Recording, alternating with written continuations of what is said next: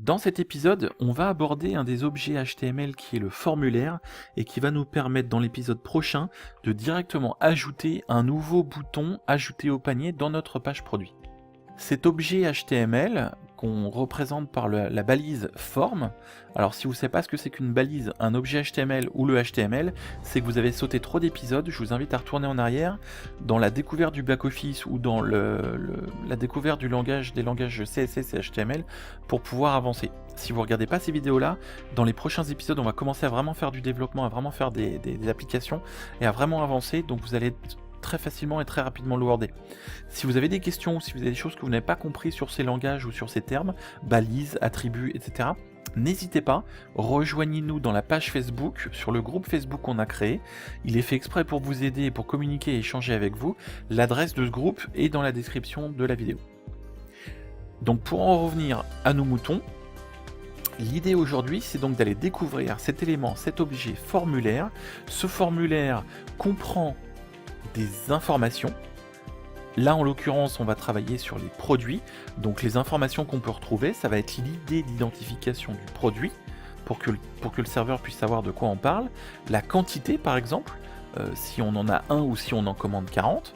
Les variantes ou la variante qui a été choisie par le client, s'il veut une couleur rouge ou bleue ou une taille de 20 cm ou de 60. Et toutes les informations qui sont relatives à l'ajout au panier, puisqu'on va créer un bouton ajout au panier. Pour ce faire, on va aller dans notre back-office, dans la partie Online Store, comme à chaque fois. On va travailler sur la copie du template qu'on a fait, vous savez pourquoi, puisqu'on en a parlé dans les épisodes précédents. Et on va faire un edit du code. Donc là, évidemment, on travaille donc sur la page produit. Donc on va chercher la page produit. Donc dans template, je vais chercher la page produit, product en anglais, elle est ici. Je vois que dans ce template-là, il n'y a pas de code, il y a une insertion, un ajout d'une section. Donc ça, on l'a vu également dans les épisodes précédents. S'il y a un ajout de section, c'est que le template qu'on va chercher se trouve dans la rubrique ou dans le dossier plutôt section, et la page qui nous intéresse s'appelle Product Template. Donc si je vais bien dans le dossier section, je dois trouver une page qui s'appelle Product Template. Je descends... Product Template, je l'ai là, voilà, et là on a notre code. Donc encore une fois, comme toujours, je vais fermer cette page là, comme toujours, on ne panique pas sur le code, on n'est pas là pour contrôler, apprendre ou connaître tout ce code, aucun intérêt. Aujourd'hui, notre objectif, il est tout simple, c'est qu'est-ce qu'un formulaire, à quel moment je l'utilise, comment ça marche, quels sont ses attributs, et à quoi ça sert. C'est en gros votre objectif du jour, c'est le formulaire. Donc le seul bout de code qu'on va analyser vraiment et pertinemment, c'est le bout de code qui est en relation avec la balise form, donc le bout de code du formulaire. Tout ça, pas de panique, vous l'apprendrez au fur et à mesure. Alors je vais faire une petite aparté rapide quand même pour expliquer ça, c'est le côté fur et à mesure ou pas à pas dont on parle à chaque fois. C'est pour les gens qui seraient dubitatifs de se dire je vois pas comment à travers des vidéos YouTube on peut apprendre à faire de la programmation puisque c'est un métier, etc. etc. Ça, clairement, faut changer d'état d'esprit. L'état d'esprit aujourd'hui, c'est de se dire, si moi je peux le faire, si moi je peux le faire, et si moi j'ai pu le faire, vous pouvez le faire. Il n'y a pas de différence. Moi, il m'a fallu du temps pour apprendre à le faire, il m'a fallu du temps pour apprendre à le maîtriser et à le comprendre. Vous, il vous faudra du temps. Plus ou moins long, ça dépend des personnes. Plus ou moins rapide, ça dépend des personnes, c'est pas le débat. L'intérêt, c'est que petit à petit, dans chaque épisode, on apprend un petit bout de code, un petit objet, un petit bout de langage, on apprend des choses. Le cumul de tous ces bouts de code et de tous ces objets, à travers les épisodes, donc dans ce côté pas à pas, fait que au fur et à mesure, vous apprenez de plus en plus d'objets, de bouts de code. Vous comprenez de plus en plus. Qu'est-ce que c'est qu'un formulaire, comme on va le voir aujourd'hui, comment ça fonctionne. Demain, qu'est-ce que c'est que, je ne sais pas, une image, une balise P, un HUL, toutes ces informations-là que vous allez apprendre au pas à pas et au fil de l'eau de ces épisodes font que, à force et au fur et à mesure, vous comprenez. Et quand à un moment vous allez ouvrir des pages internet et qui comprennent du code HTML, vous allez savoir ce que c'est qu'un formulaire, vous saurez ce que c'est qu'une image, vous saurez ce que c'est qu'un NoScript, vous saurez ce que c'est qu'une balise P, etc. Puisqu'on l'aura vu au fur et à mesure et au fil de l'eau dans les épisodes. Donc c'est pour ça qu'à force de regarder les épisodes et à force de travailler ensemble, mais en plus en travaillant, on va apprendre et créer des objets pour vous aider dans votre marketing, au fur et à mesure, vous allez apprendre à contrôler et à maîtriser. C'est juste une question de patience et une question de mindset. Donc là, l'aparté étant faite, on ne panique toujours pas sur le code, on va juste chercher, on a dit, la balise formulaire. Donc les balises, on a vu ce que c'était, c'est un objet qui s'appelle aujourd'hui le form, la balise form. Voilà, ça elle ressemble à ça. Donc là, typiquement, je vais la rechercher, je vais faire un CTRL F, donc CTRL, on se souvient, touche CTRL en bas à gauche du clavier, je reste appuyé, et j'appuie sur la touche F. Voilà, ça m'ouvre un petit champ de recherche, et ici, je vais rechercher mon formulaire. Donc, sigle inférieur à, et le mot forme, puisqu'on a dit que la balise s'appelait comme ça. Et miracle des miracles, la magie d'Internet, on a trouvé notre balise forme ici grâce au champ de recherche. Donc, une fois qu'on a trouvé notre formulaire, on va pouvoir travailler dedans. Donc on voit que c'est un container, donc on se souvient, un container, c'est ce qui comprend différents éléments. Donc on a une ouverture, donc si je scrolle vers la droite, on a bien l'ouverture du formulaire, comme on l'a vu dans l'épisode sur le HTML, qui se ferme ici. Donc on a bien, hop, je fais ma sélection. Ici on a bien l'ouverture du formulaire, donc si on descend, on doit pouvoir trouver sa fermeture. Donc si le code est bien fait, et normalement il est censé l'être, pour trouver la fermeture d'une balise, plutôt que de chercher comme un bourrin en lecture, souvent on a juste à placer le curseur de sa souris sur l'ouverture de ce qu'on appelle l'indentation. L'indentation, c'est la façon de disposer le code. Donc ça, vous pouvez le retenir, c'est pas très important, mais l'indentation, quand le code est bien fait, l'indentation est bien faite. Donc l'indentation, c'est le fait de mettre des espaces et de bien disposer les balises pour qu'on puisse facilement les retrouver. Donc là, si c'est bien fait, et c'est fait par Shopify, donc je pense que ça doit être pas mal, on se met juste le curseur de la souris, vous voyez le petit trait là qui bouge, ce petit trait là à l'ouverture, si on ne bouge plus la souris et qu'on descend, on va trouver au même endroit, hop, ici, la fermeture de la balise. Donc l'indentation est bonne, mais comme on est aussi dans Shopify, si on sélectionne notre formulaire, alors attendez, parce qu'il faut que je sélectionne en entier. Si on sélectionne notre formulaire, on doit en voir la fin. Tiens, c'est marrant. Voilà. Donc en fin de compte, c'est pas une sélection, c'est le curseur. Autant pour moi. Désolé, j'ai tellement l'habitude de lire le code et de le repérer tout seul et rapidement que j'en oublie les basiques.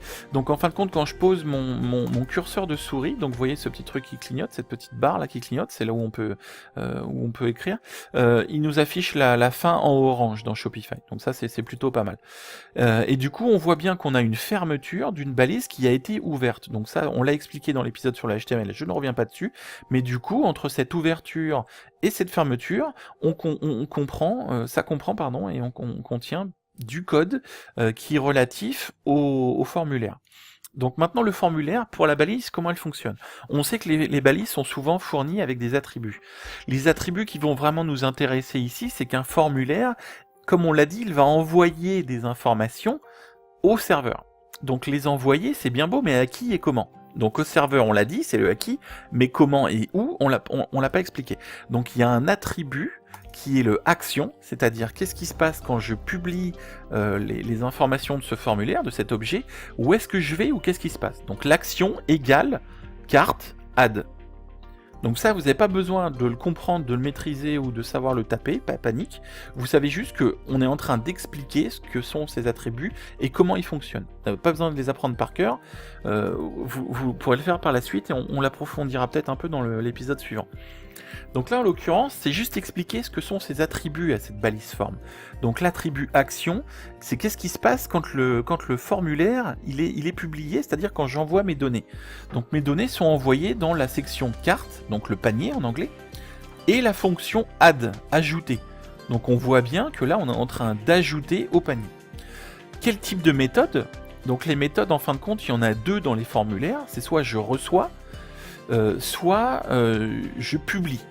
Donc on a du post, publier en anglais, ou on peut avoir du get, recevoir, qui fait que le serveur, c'est la méthode et la façon dont il récupère les données. Ça, je rentre pas plus dans le détail parce que ça n'a pas d'importance et d'intérêt pour nous pour l'instant. L'enctype, c'est le type d'encodage. Donc là, on voit que on a un enctype qui est multipart form data.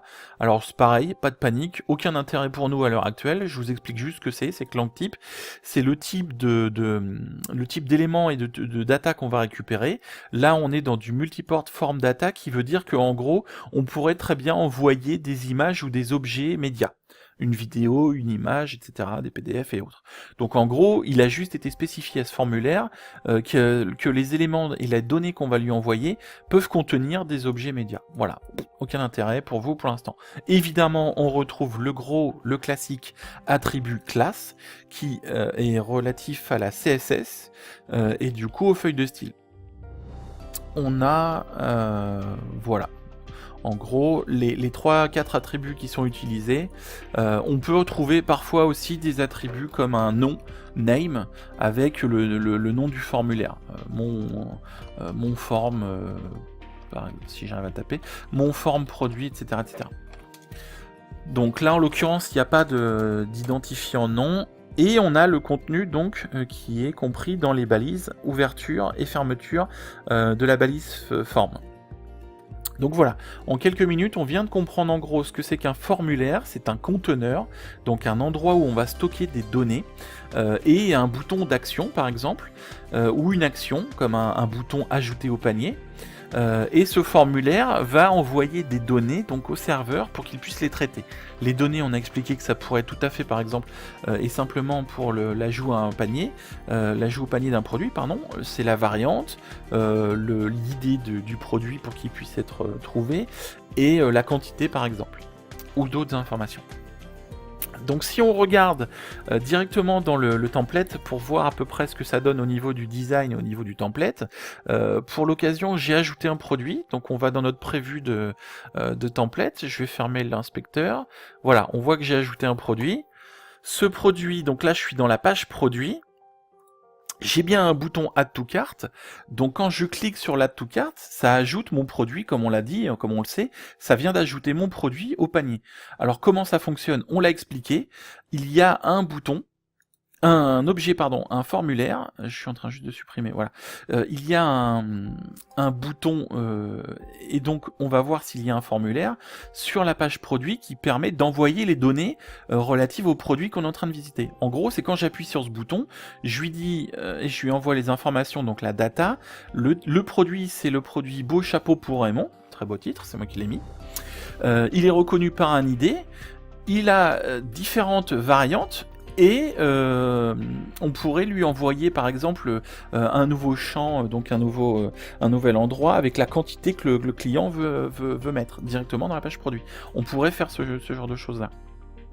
Donc là en l'occurrence, on va utiliser l'inspecteur, donc on l'a vu dans les vidéos précédentes, ça je reviens pas dessus, et on va aller inspecter tout simplement notre bouton Add to Cart pour vérifier s'il est bien dans un formulaire. Donc je vois bien que j'ai mon bouton, là j'ai mon survol, on le voit ici, il devient bleu quand je le survole, hop, vous voyez.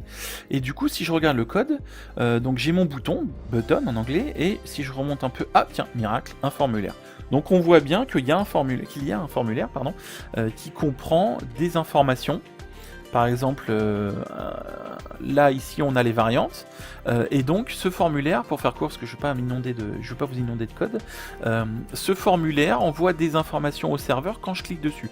Donc on fait, par l'action du bouton, on fait une publication, donc un post, des informations relatives au produit. Donc Add to Cart, j'envoie, donc je vais bien dans la page Add to Cart.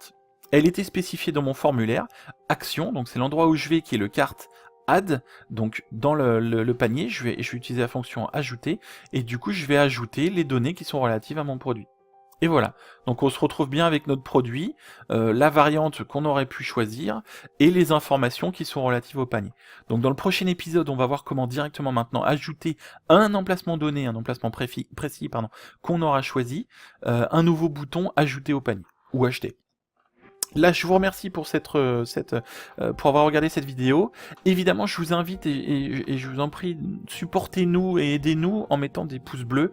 C'est la seule chose qui nous permet de nous diffuser et de nous répandre. Nous, on fait ça à titre gratuit, vous le savez. Et du coup, l'idée, c'est que les petits pouces bleus que vous ajoutez ou les bons commentaires, ça nous permet de faire un peu parler de nous. Donc n'hésitez pas, si vous avez des questions ou des problèmes, l'URL et l'adresse du groupe Facebook se trouvent dans la description de la vidéo, et je vous souhaite une bonne journée.